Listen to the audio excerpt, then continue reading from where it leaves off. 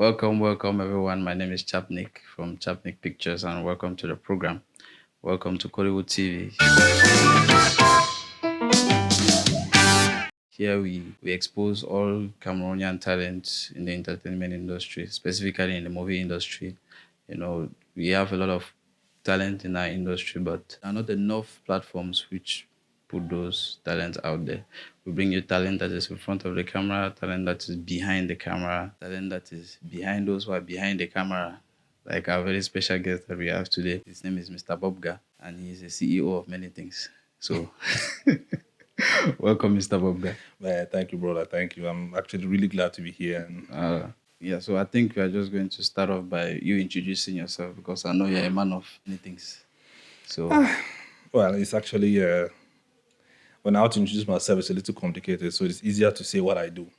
So, these artists, actors, cinematographers, these people in the movie industry who are trying to make their mark, from the base. They're not yet up there. They're trying to make their mark on the base. My job, exactly what I do, is identify them and try to link them up with one or two people. So basically, that's my job. If it's in the music field, you can say I'm artist and repertoire, but it's easier to describe myself that way in the movie industry. So, a Frenchman will call it développement d'artiste. So to say. So you develop, you find, you kind of do what we kind of do here. Like you find that that thing that makes you the star, and put the effort in making it Absolutely, possible. absolutely. That's the nature of my job. That's exactly what I do in the movie industry. Like I was saying, people who are behind the people who are behind.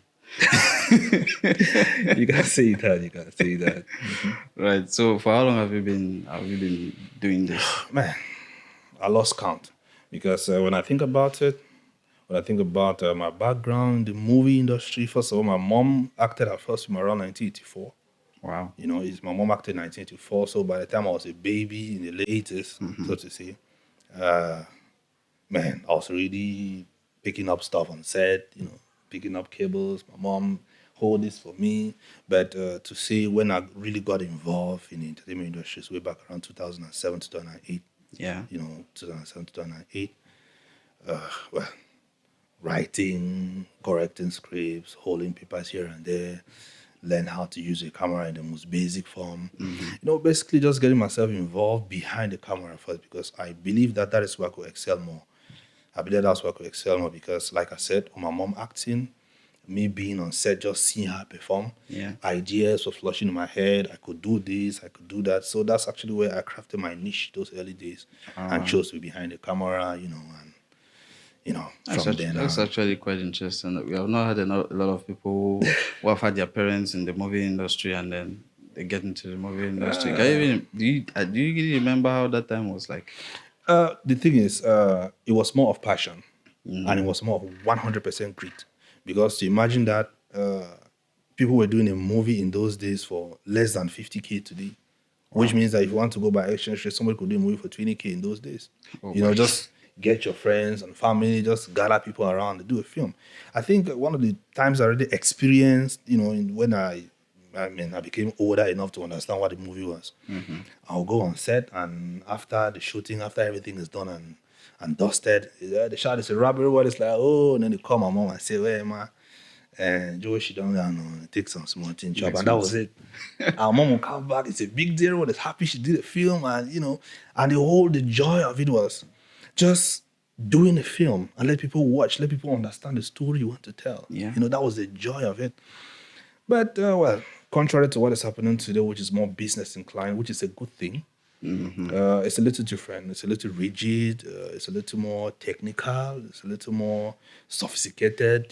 Those words, exotic, you can call it anything you want to call it today. But I think those good old days were really fun and less stressful, so to say. So it's really that fun that really got you into the... Yeah, actually, that was it. It was really the fun of it because, come on. Look at the nature of my job. To get people who don't know anything about the industry, who don't have any idea what acting is about, don't even know what a camera is about. Okay, someone like yourself, seeing you now, Chapnik Pictures, you're a great guy, everybody knows you're around, everybody knows what you do in the movies, camera operation. Then somebody calls me, hey, boss, I be trying to know how to use camera. I feel do how to learn it, So the guy's story changes already. Shameless plug here, though. You This is coming. This understand? this is coming quite off Yeah. before letting the cat out of the bag. Yeah. We are going to be having a training workshop for photography and videography at Chapnik Pictures. So Okay, so now, since you mentioned it, all right, now guys, just start calling me now. You already know. Just start calling me. Chap is here, so you already know what's coming. yeah. Yeah. But during that time and this time, what are really the main differences in your opinion? Well, to me, I think it's there are a lot more technicians. That's the first thing. There are a lot more technicians. There are a lot more equipments. Because imagine in those days with the 360, you were in vogue. If you had a 360 camera, I mean, Oh boy. you were a big deal. You were a big deal with the 360 camera. I remember we shot a film in Swat 2009 with a mini DV, and yeah, it was a big deal. Those home video cameras. Yeah, but today you have. I mean, what do you not have in the industry today? Everybody has everything. So I think that is much more technical. Then the money aspect of it. The money aspect of it also, there's a lot more money being pumped in the industry. I don't know if it's too good or too bad, but I don't know how much they make out of the money that I hear that they pump in the industry. But I think that there's a lot more money in the industry. A lot more people are putting in money, contrary to popular belief. A lot more people are putting in a lot of money in the industry. And there's a lot, there's a pool of talents to pick from. Sometimes it's overwhelming. Too many people now involved in the acting, too many new people coming in every day. So I think that we're just in a very, very good place now in the entertainment industry. But if it's a little organized in a way that everybody has their own piece of the cake, I think it's going to be real awesome. All right. Before we really start talking about piece of the cake, let's talk a little bit about your very first experiences, your very first, dipping your feet into the water yourself. What was that experience like? What was that story there?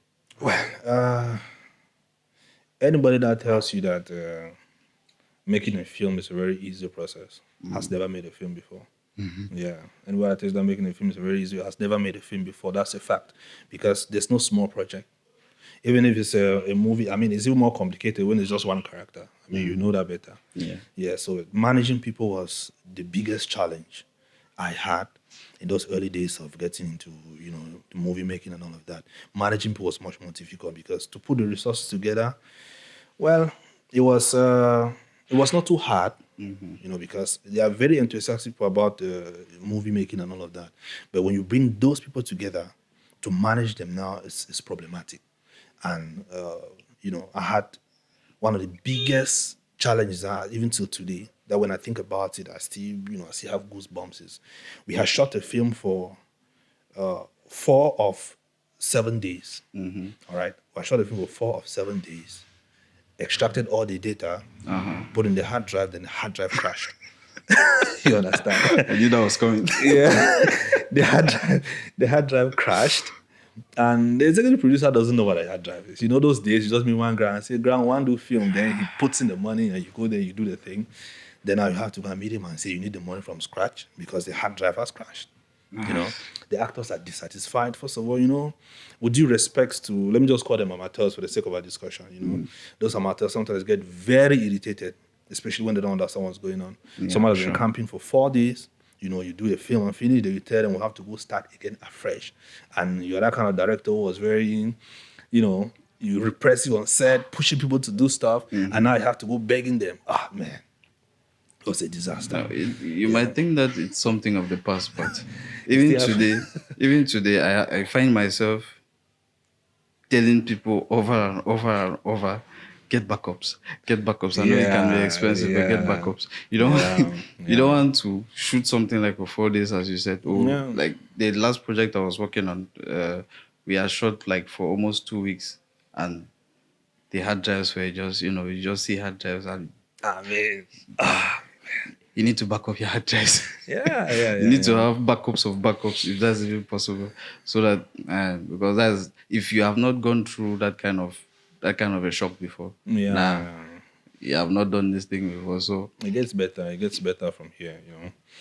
With a lot more tools today, like I said, you can have multiple hard drives. But in those days we rely on the card of the camera. That's all we had.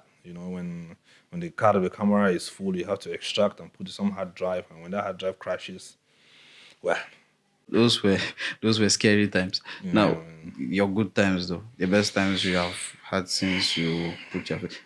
Before that, David, do you remember the very first project you worked on? Yeah, I can remember very clearly. What was it? Man, I don't have any idea where that. It was one of those that you shoot and then you put in the hard drive and put in the computer and then it gets Yeah, I lost. mean, basically that's what it was. The whole idea was not even to sell the film, though. When we did the film, uh, we put it up together, gather people in the community, got a projector, broadcast, and people pay a stipend to get in to watch, and that was it. You know, you were a superstar in your community. As you can imagine, you were a superstar in your community from doing that. I mean, come on, and everybody was excited. Hey, I saw this man on TV. I saw this man on TV. I saw this man on TV, and that was really the joy of it. Talking about, Yeah. what you get out of the passion and the love of it.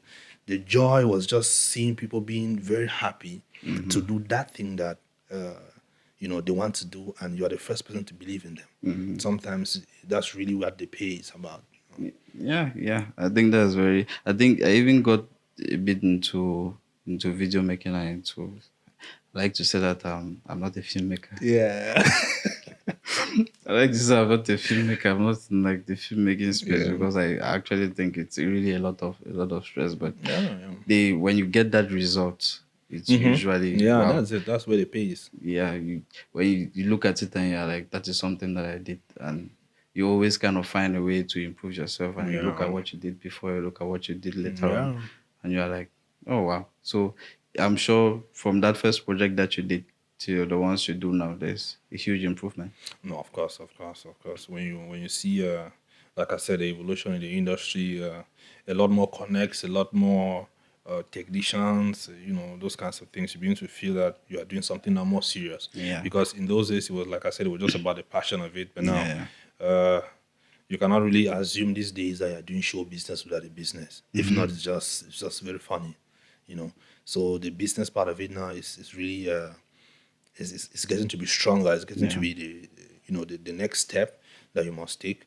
Considering the fact that you have already been passionate for a very long time. I mean, there are a lot of passionate poor people. Nobody wants to go poor anymore. I mean, everybody wants to see the money too. So Yeah, but then has there been a time when you thought maybe because I know this thing gets very hard, it gets very very hard, especially when you're talking about the business side, and with the little experience I've got, it's a very huge uphill battle. So has there been any times when that uphill battle has been so hard you wanted to like leave everything go? of course, of course.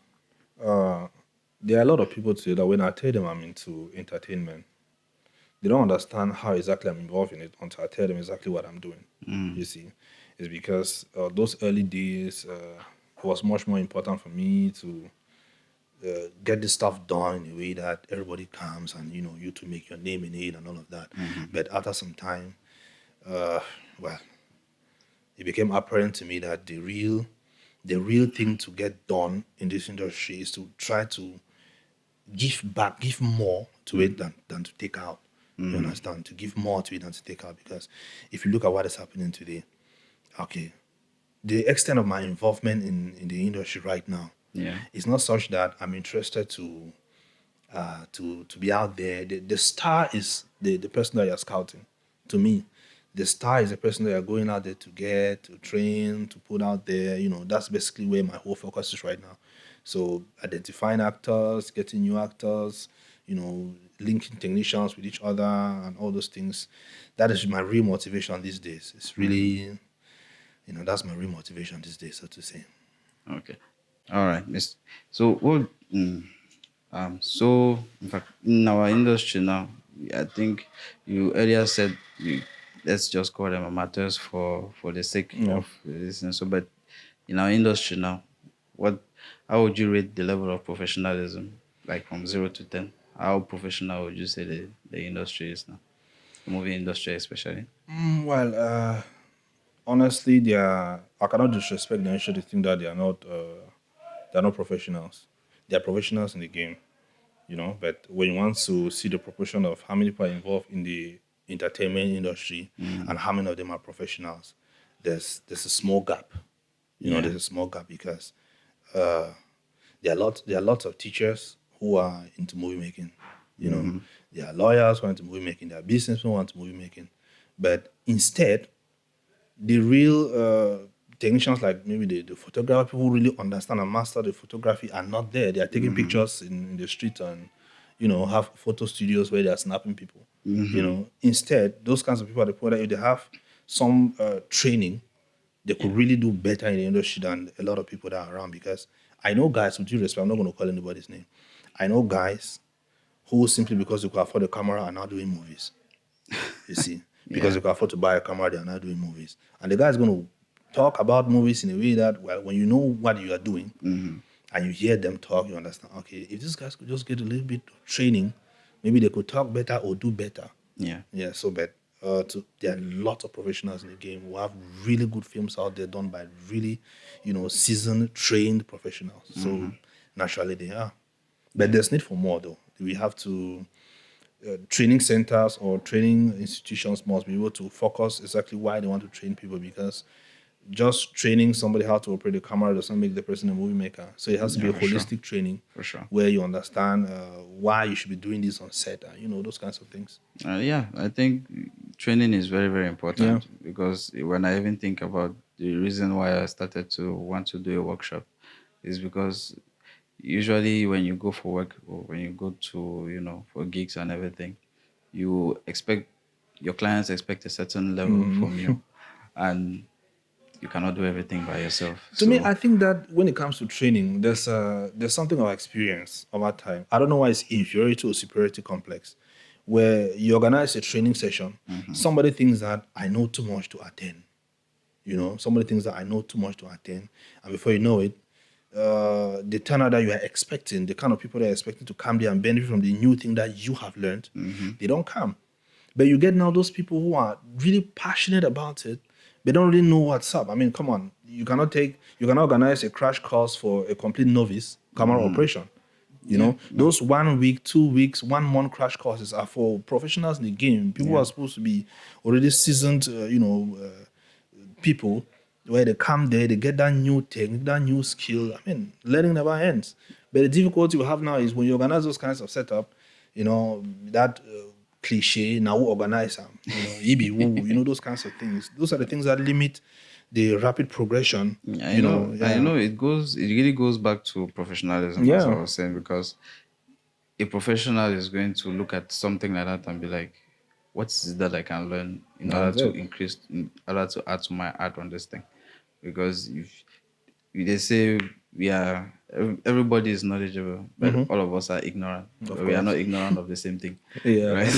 Of course, yeah. Like what I might be knowledgeable about, you might be ignorant about. And Absolutely. something you might be knowledgeable about, I might be ignorant about. So we always learn from each other. Absolutely. And so much so that when you go to, say, a film set or you go for a gig like that, you want to be sure that the person that you are speaking the same language. Yeah, that's it. You are talking the same thing. You are going in the same direction. When somebody says, put this thing at 45 angle degree, or you should know exactly what he's saying. You should know exactly what they're and saying. And save executive producers' money too.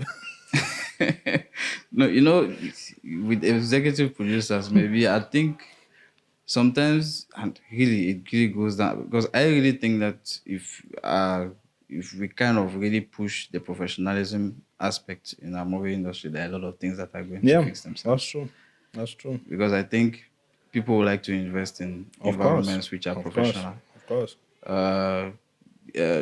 Meritocracy is encouraged in places that are professional, and creativity flourishes in that kind of an environment. So I really hope that, because I speak like that from with the eyes of an outside man. I really stand from far and I just see a few things and then I'm like, okay. No, honestly, we have to create that environment where people understand that even making a movie is no longer just child's play. Because sometimes you hold a camera and something's happening, people are passing around, they're looking. I think that there really needs to be a new approach to movie making. People have to look at movie making as a real business. Yeah. It has to be a real business. When you look at, there are people in this country who have actually really made their money from entertainment. There are people who have really made their money from entertainment, and it's because they have looked upon it as a business. You see, This woman who goes to the market to sell her tomatoes, she understands that that's her business, that's her livelihood. Yeah. Why don't we see movie making like that? Why don't we see entertainment like that? It doesn't have to be fun. It doesn't have to be just fun. It has to be when it transcends from fun to business, everything changes. Because I mean, you walk into somebody's office and tell the person you want the person to executive produce your project. Now the person looks at what you've done and doesn't see you as a very serious-minded person. Because if you're a professional, your language is going to speak for itself. Yeah. You know, and I think that there's a lot more money that can come into the industry. There are a lot more things that can begin to happen in the industry if we really look at it as a business. You know, think about it. How many production houses are actually registered as a business? How many production houses are actually registered as a business? So when you stand in front of somebody and say, okay, bring me your business registration, bring me your taxpayer's number. You don't have. But you expect that person to give you 50 million francs to put in your film. It doesn't make sense. Where does he chase you around if you become his contract? Where does he follow you? So the man wants to be sure that if he's putting his money, he's putting money in a business. And for any business structure, of course, there's room for accountability. There's need for all of those things. Yeah. So if somebody's going to be investing his money in any project or with you, I think that it should come as a wake-up call to all entertainment executives to understand that they have to register their production houses as a business. Because it's going to make more sense to stand in front of somebody and say, okay, this is a business enterprise that wants to carry out this project to release this product.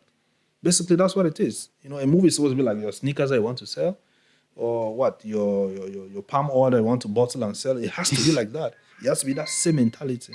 Without which, well, it's going to be very difficult for us to really grow and I think we need to make money. Yeah. And like I was saying at the beginning, the man behind the people who are behind, right?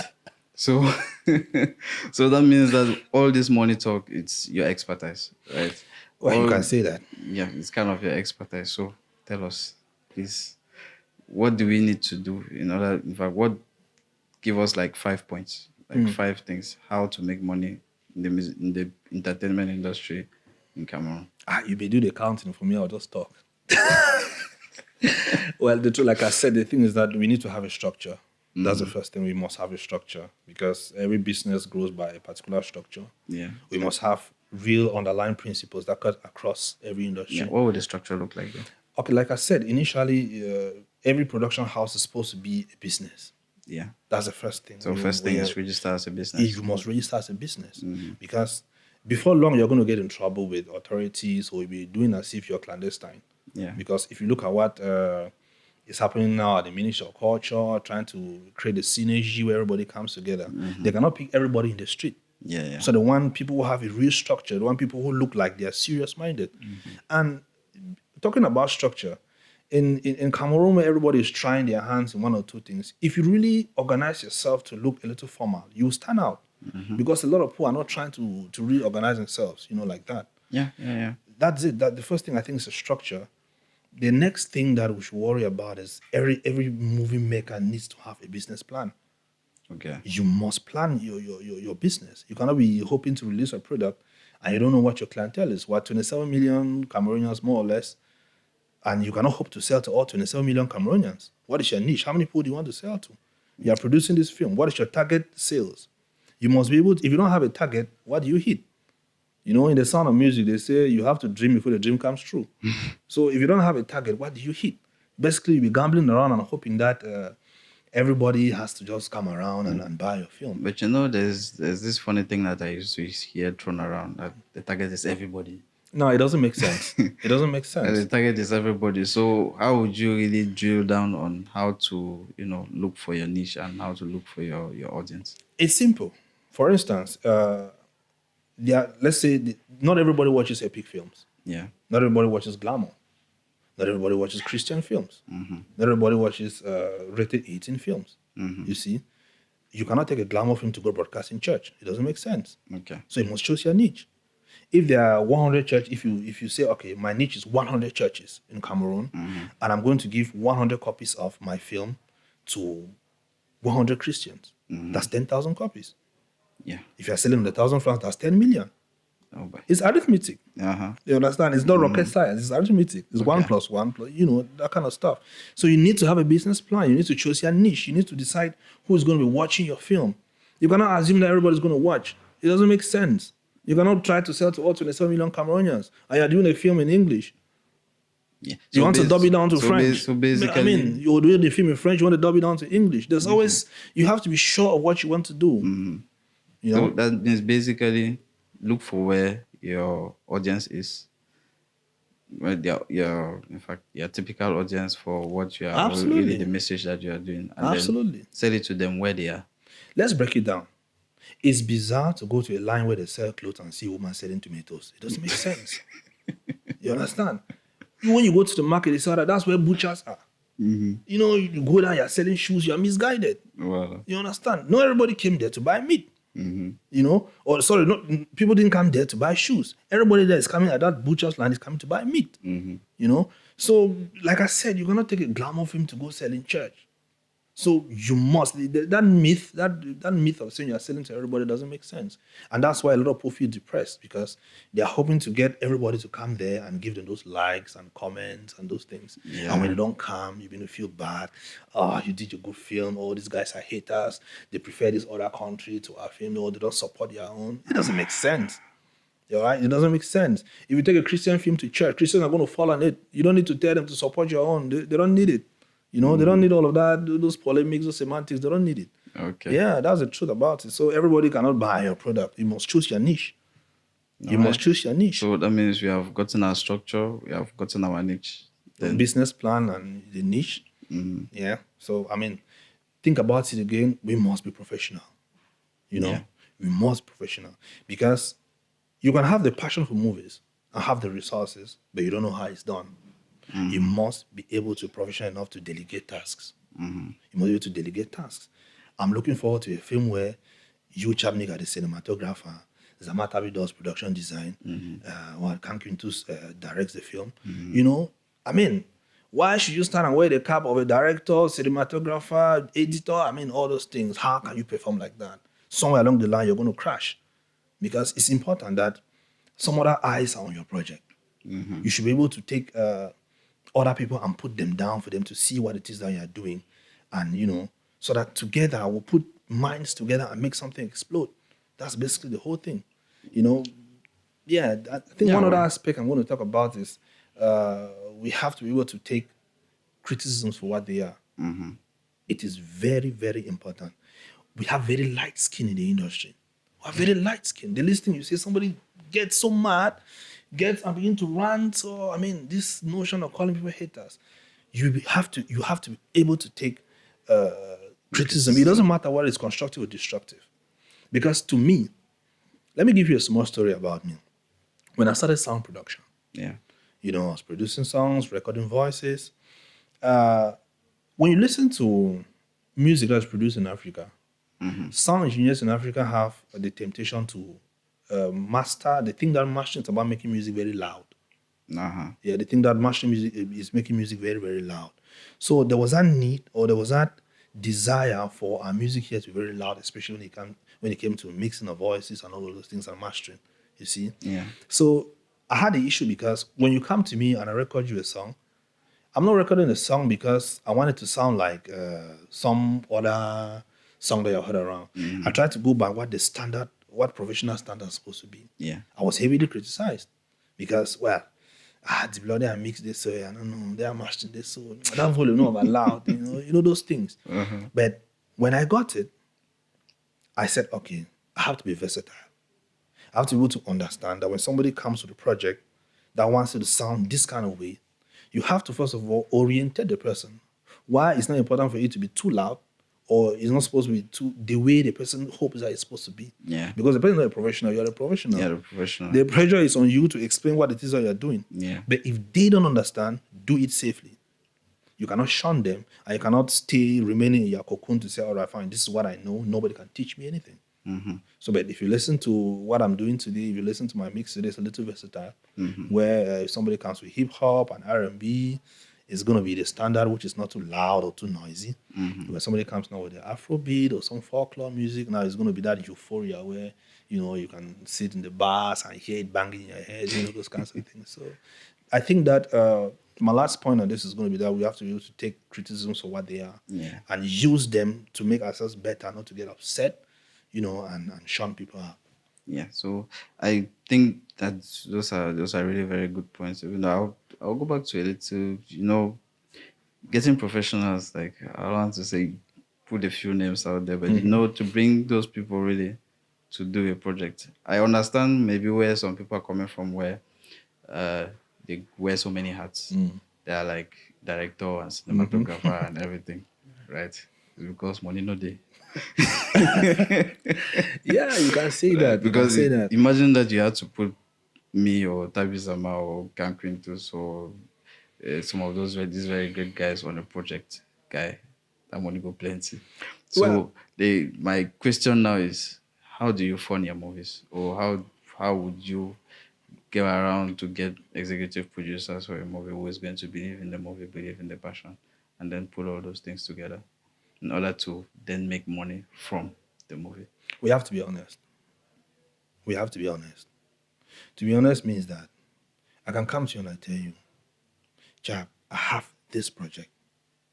I really want us to do this project, and this is my business plan. You see where it goes back to? Yeah. This is my business plan. This is my niche. These are the figures. Jab, I don't have the money to pay you, but please come on this project. Let him say no first. You cannot sit in the house and assume he's going to say no. You cannot sit in the house and assume he's going to say no. Go to him, but you have to be honest. Let's leave this big talk, all right? There are people who have been on projects in Khmer that, permit me not to call their names, that it was just a phone call away. Not because I have too many connections, because I know how to beg when I have to. I'm a businessman. I know how to beg. I know how to play the underdog. I know how to, lie on the floor. I know how to whack my tail. I know how to bend my ears for those who know how dogs behave. I know how to do that. And there's no shame in it. At the end of the day, we want to make the project to succeed. That's the end goal. It's not about trying to show off. I mean, let's take, for instance, you go to somebody who's a big deal. He's just made a very, very big film right now. The film is buzzing. All right, the guy has traction. He has a platform. He has something, You cannot go to him and try to show him, that, yeah, me too, I've written a very good film that is going to take your career up. It's about, what bullshit are you talking? Get out. You cannot pitch like that. To me, when I'm looking for executive producers for a project, when I meet somebody who has the cheese to put in, I make it very clear. This is my plan. This is the project.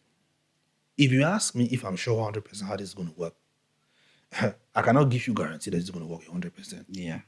But I have failed too much to the extent that it's only evident that I'm going to succeed this time around.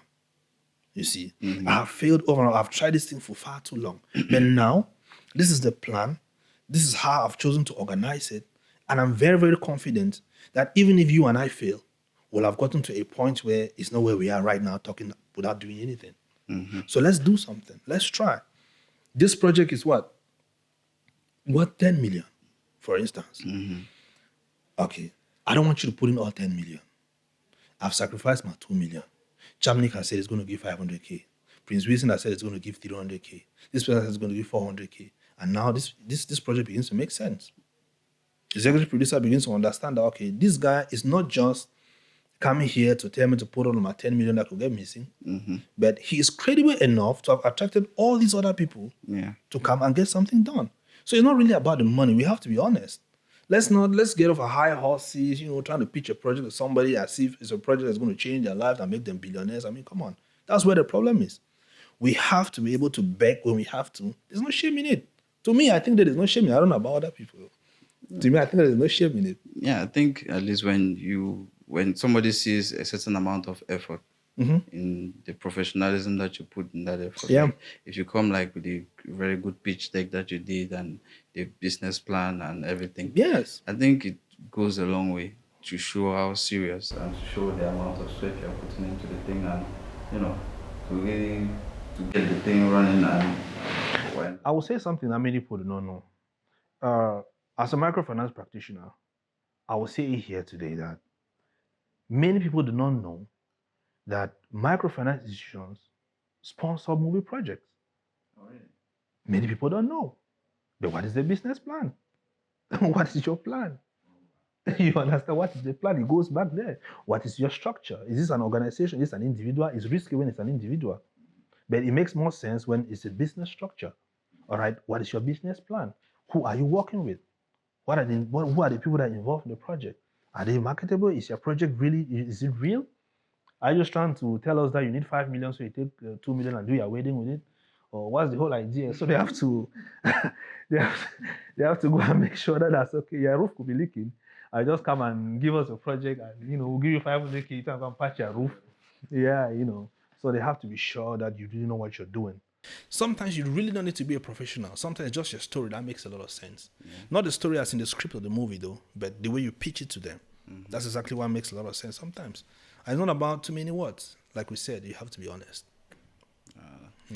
Honesty is the key, because I think we would all agree that the industry is still growing. Yeah, of course. And we do not have the facilities of the bigger ones that we see out there. So I think honesty goes a long way. You need to be self-aware and know that no matter how this thing is, there's still a lot of passion that is involved. Yeah. The money is not as evident as you might want it to be. Which could be, though. Yeah, which could be. But I think it's from producing all this content and from producing all of these things and getting people to have that culture. To have that culture and interested in our films, and to get people actually watch our films. Because I think one huge problem that we probably have now, I'm sitting here and we are talking about movies, but it's quite difficult for you to even watch Cameroonian movies. Yeah, the question is why. Yeah, it's quite difficult to watch Cameroonian movies. If you're looking for somewhere to watch Cameroonian movies, you kind of have to pick and choose. But I don't know. I think there's still a lot of work to be done. Which professionals in the industry now would you think you really want to work with? Well, somebody like me, considering the nature of my job has to do with working with every and anybody. I mean, come on. I'm really open to work with every and anybody. Like I said, it has to be an organized setup. Yeah. And if the setup is not organized, you have to be open enough to let somebody organize it for you. You see? I could chip in one or two things to help put a structure in place. Yeah. I could chip in one or two things to help fine-tune a business plan. We could pick a niche together. But at the end of the day, it has to be those things. It has to be those things that really show that this is a serious setup. Because even if you meet a novice, all right, somebody who knows absolutely nothing about movie making, let's pick an actor. Somebody calls, hey, the blog, how far? I was thinking I want to try my hand in acting. That's not enough to say that this person likes movie making. Yeah. Call the person for casting. When does he come? When does he leave? When you call again, when does he come? When does he leave? What is the effort that the person makes that you can actually see that, okay, this person really is passionate about this and wants to make it work. Absolutely. Yeah, sometimes it boils down to that. So working with people is... managing human resources is one of the most difficult things in any business or any organization. So even if it's getting, the highest rated professional in the game, but the person doesn't know how to manage people, it becomes a problem. Because the last thing I want to do is to come to your set and meet you query and argue with you. That's the last thing I want to do. So I think that I could practically work with anybody. There are a lot of big names that you can't really single out one person to say, this one stands out above everybody, But naturally, there are lots and lots and lots of people who could work with. The whole idea is, let's just decide what it is I want to do and do it the right way. All right, fair enough. With the way that the industry is going, I think there are going to be bigger names coming soon. Yeah, man. It's going to be wild. That one is with, it's going to be wild. With the landscape that we are seeing now. There are going to be a lot more bigger names. Yeah. But where do you think, with the way things are going now, where do you think, or where would you wish our industry to be in like the next 5 years? Well, I hope that Yannick Dominos, my guy, should be able to call me and say, hey, boss, I bought a new Benz because he's doing a film. Yeah. All right? That's what I want. That would be nice, right? Yeah, I want Chamnick to say, I've bought this building that this studio is located in. That's exactly the vision. That's exactly where we want the industry to go. We have seen Johnny Depp buy an island. We have seen Beyonce buy an island for her husband, Jay-Z. We want to see those things happening here. That's exactly the future of the industry. If they see it as a business, that's where it's going to get to. But if we see it as just something we're passionate about, want to use to make name on social media, well, we're going to get social media fame with nothing in our pockets. Yeah, so they don't want a future where everybody can benefit from their craft. Yeah. Everybody should be able to benefit from their crafts. People should get paid for the thing that they are doing. Passion should be monetized. That's exactly where I hope that the industry will get to. But with technology and a lot more professionals, and I think that it only gets better from here. Yeah. So what exactly do you think should be changed in order to, get to that level where someone should be an actor should in fact actors should be riding in Benzes? Because I think it is almost second nature to in other industries where you see Yeah. actors are like the richest in the country and stuff. It's not like here where the politicians were. We have to be serious. You understand? We have to be serious. Honestly, like I said, we really, really, really have to be serious. A lot of things have to be put in place. There needs to be a synergy where people come together because they want to make things work. These names that are called here that they could come on a project, I think that you can rack up 10,000 people. This other person racks up 20,000 people, rack 50,000 people. Before you know it, we'll have sold 1 million copies of a film. You know, that's exactly where the money is. It's about synergy. People have to come together and, reconcile their egos to get something done. Because if I'm just going to sit in my house and say, all right, fine, if this guy doesn't come to me, I'm not going to put my hand on this project. Let it fail. I'll be telling on this project will fail. It's going to fail. But we all failed. Yeah. Cameroon failed. It's not like one person failed. The block didn't fail. Chapnik didn't fail. We all failed as a country. So the whole idea is for us to reconcile our egos, get off our high horses, come here, have fun, put down the whole thing, develop our business plans, and make the money. That's the whole idea. Do you think the government has anything that they can, do to make things a little bit better for us? Well, the question is, what are they not doing? That's the real question. Yeah, what are they not doing? What is the government not doing? That is the real question. Now, how many movie makers have gone to the Ministry of Culture to find out what opportunities are there for movie makers? How many movie makers have gone to delegations of youth and sport, or youth and physical, whatever those delegations are? Let's put movies aside. Let's go to MINADE, Ministry of Agriculture and Rural Development. How many youth or how many people involved in those particular sectors go to those ministries to find out exactly the opportunities that lie therein? Very few. And the few who have gone there, look on TV, you will see them. They are saying they made a minister of culture, he said this, he said this, he said this. The people that sit back and criticize are people who didn't go there. I want to guarantee you that. Are people who didn't go there. All right? Now, and you sit and say, all right, there's a budget that is given to those ministries. Where is the money? What have you presented? Go there and tell us that you went there and you were rejected and you were thrown out. Now we'll say, all right, there's a big problem. Let me guarantee you, we have the structures in this country. Cameroon has the structures. We're just not using them. No. Because we have this mentality that, well, things are not moving. I come in or we'll do how. That's how it is. 20 years from now, we'll still be saying the same rubbish. All right? Elections are coming. These things are coming. They say, elections are going to be rigged. Well, so when they get rigged or not, you don't care. You see? So what should the government do? The role of the government is to create a level playing field for everybody. Put in policies and structures where people can come in there and benefit from them. But you will not know if those structures are working for you if you don't go there to find out and scrutinize.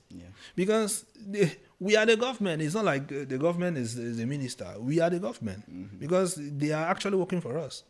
But somehow, it feels like we're working for them. Somehow it feels like, we have to go and beg and, try to be nice to them before they can serve us. That is not the idea. The idea is that if we come together as a synergy of people who want something done for us, and we go there and say, this is what works, it's going to happen. Believe me, there are countries that there's no cable TV. You're either going to have a decoder or not. All right? You're either going to have a decoder or you don't watch those things. There's no cable TV. Some of the things that you hear people talk about is, this cable has destroyed the market. I mean, what are we doing to lobby for those things to happen? Yeah, I usually have the impression that when you look at the French movie scene and the English movie scene, I think they leverage a lot the opportunities which the government offers to them, or the opportunities which are found in governmental offices and everything. Like if a government official said, there's this opportunity here, the French people are the very first people to run and go and line up.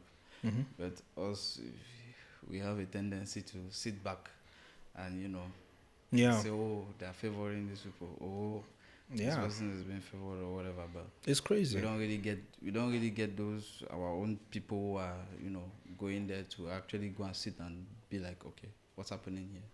How can I benefit from this? And maybe we should really, it's something which should Yeah, really be it's encouraged. crazy. People should go there. There should be traffic at those ministerial offices. People should go there to find out. I want to read those texts. They are English and French. I want to read those texts. I want to see what happens in my industry.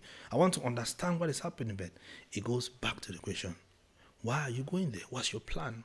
What is your structure? Because when you go get it, there are laws that tell you don't do this, do this, don't do this, do this. How do you get those? How do you get to understand those things if you don't go close to those offices and get them to work? Those offices are there to serve us. We should not shy away from those offices. They may not be as performant as we want them to be, but we are the ones to go there and tell them, look, this is not working for us. For instance, look what Big Bro C.E.O International is doing about 20 years rule. Yeah. It's good, I mean, you can criticize him all you want. You can hate him all you want. You can like him all you want. But what he's doing is he's sending the message across that we need this. This is what we need. We need our industry to be protected. Whether it's music or film or whatever, we need our industry to be protected. We need the government to protect our industries, But what happens at the base? People are instigating hate against him on the internet. People are doing this, people are doing that. He could be wrong at many dimensions because, come on. Sometimes he does too much. Let's be real, I like the Grang. It's a cool Grang. It's a very open-minded and open-spirited person. Yeah. But nobody is going to take punches and just sit and not fight back. I think that where he's going wrong, or where people like him who are really advocating for change are going wrong, it is our job to rally behind them, put them in the proper perspective, so that when we go there to ask for help from the powers that be, we are asking for help from the powers that be as a people, as people who are organized enough to come here to get this done. Because when you go there as an individual, sometimes it's a little, I think it's about leverage, right? Yeah, that's what it is. It's about leverage. If 10,000 people are asking for something, it's easier to give it to those 10,000 Yeah. people than to give to Of course, that's what it is. Singing it up and down, and I think maybe social media kind of makes it look like something is being done as. In fact, there's just a lot of noise. We have to be careful with social media. Around the thing. We have to be very careful with social media, honestly, because sometimes somebody will send you a link to a very nice song, but you just, a blogger just put something up and said, oh, it's a very nice song, but, when you're going to listen or watch that video, is that but that is in your mind. You're going to look for that but and not to enjoy the song.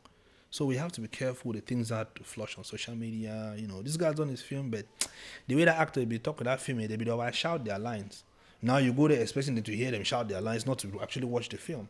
So sometimes we have to be careful with the things that we actually put on social media. Actually, I think just like for this platform, for example, I was saying in the beginning, there are not a lot of platforms that put our things out there.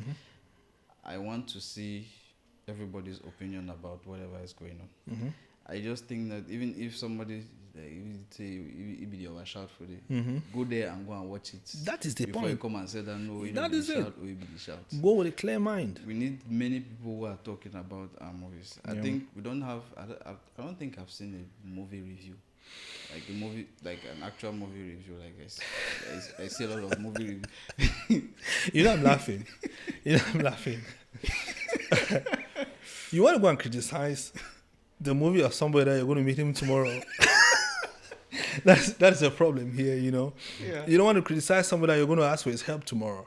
Sometimes that is where the problem is, because we really know that our people have very light skin. Yeah. So I think that we really have to simmer down, in as much as we have to criticize too, so that people do better. We have to criticize constructively.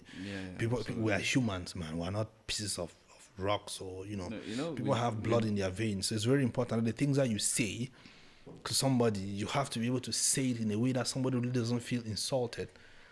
It's okay to say this was a very bad film. I didn't like the film, Massa. I was like, man, I love that this film be like this, be like this. Don't I say, Massa, the way that chapter they ever make a film, Massa. It's crazy. It's insulting. You don't have to insult somebody to make a point. That's basically what I'm saying. Obviously. Yeah. It's just when you talk about reviews, there's there's insults and there's bashing, and then there's actually someone who genuinely wants you to actually go That's and watch exactly it. the point. Like there are reviews which are done which are spoiler free. Yeah. Yeah. Right. So I just think, and maybe this is applied for bloggers at least. Maybe they are going to get a lot more content out of these things. You go for premieres and then you just come back and you are, in fact, it's just like how they say you go for premieres and they think that is trending after the premieres and the dresses which were worn during the premiere and not the film itself. But I think Laxolo, for example, has kind of changed that narrative a little bit. Like the red carpet has been a thing, but I think they have been able to kind of really focus the attention of most people on the experience on the film. I think they're calling it the Laxolo experience, which I think is something kind of wholesome to see. And that's why I go back and I say there has to be a structure, there has to be a way to present things. You know, they're presenting it the way they're presenting it. Even no matter what happens, there's a certain state of mind you have when you think about a film like that. You know, because it's been well put together, it's been well packaged, it's been well presented to you, so you have the feeling that it's something big. That is exactly how I really feel that the industry should, the approach that we should take at the level of the industry. But when you look at things like fashion police and people come and, they criticize the attires and all of that, it's a wake-up call. Yeah. It's a wake-up call because the fashion industry also is something. Yeah. Absolutely. Because people don't come to TV naked. You understand? People don't come to TV naked. So the people that are in charge of the costumes and all of that, the actors also have to be able to valorize the fashion people, because there are stories of actors who have taken outfits for events and have not paid later. It's really appealing information to hear. There's a lot that has to be addressed, and there's a lot that needs to make our that's exactly what I'm saying. Boom more. All right. That's exactly what I'm saying. What have you been? What is your actuality? What are you working on recently that we should be waiting from? What's your behind the scenes of their behind the scenes? I'm not sure if the producers of the film want me to say anything about them right now, but rest assured, they are. There are really, really, really, really beautiful things happening. Well, at least I know for a fact that there's this thing that is coming. That spill the beans. It's almost finished. Yeah, spill the beans. It is happening in Yaoundé. Yeah. And a lot of Yaoundé people are waiting. Very talented director. Yeah.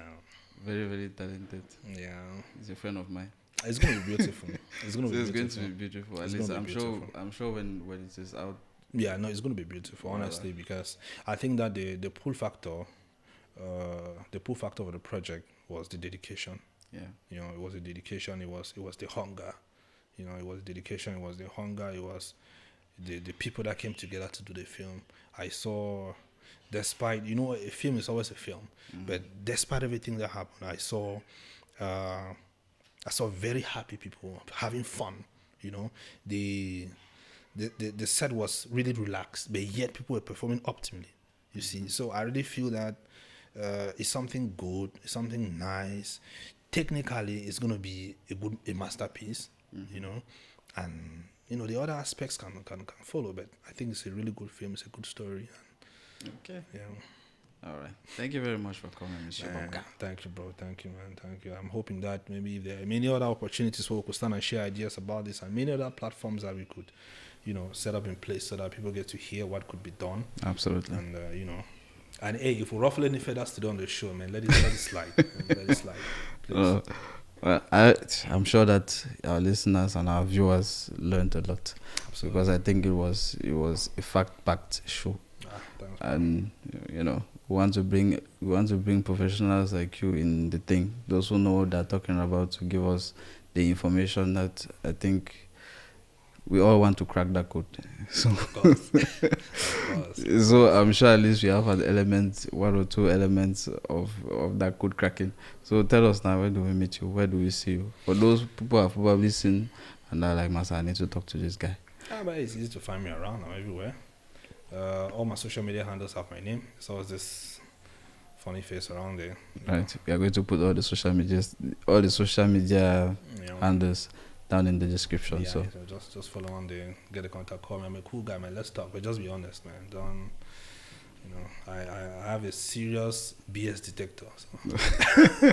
When you come with BS, I go to see from miles away. But let's just be cool. Let's have fun. Let's talk. right, absolutely. All right, thank you again very much. Thank you, bro. Thank you. Okay, that was Mr. Bobga. We have finished the show. Bye bye.